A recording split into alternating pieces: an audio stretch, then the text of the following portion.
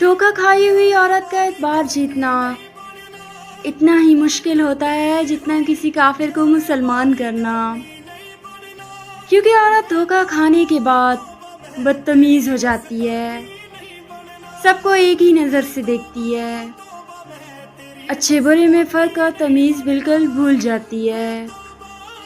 بعض اوقات عورت نے دھوکہ اس نوعیت کا کھایا ہوتا ہے کہ اس کے بعد کمظرفی کی حد کر دیتی ہے، آنکھوں دیکھے معجزات کو بھی جھٹلا دیتی ہے۔ کمزور دل کا بندہ ایسی عورت سے دور رہے، ورنہ ٹوٹنے کے لیے تیار رہے، کیونکہ ایسی عورت کو ترس نہیں آتا۔ آپ کی منتیں، ترلے، قسمیں، وعدے، آنسو اس پر کچھ اثر نہیں کرتے، کیونکہ عورت کی بری عادت ہے یہ دھوکے باز مرد سے دھوکہ کھا کر نہ چاہتے ہوئے بھی خاموشی کے ساتھ مخلص مرد سے اپنی اذیتوں کا بدلہ ضرور لیتی ہے۔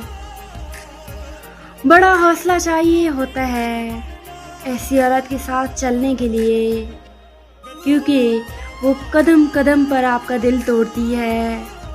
بار بار، ہزار بار ایسی عورت کو اعتبار دلانے کے لیے آپ کو صفائیاں پیش کرنی پڑتی ہیں۔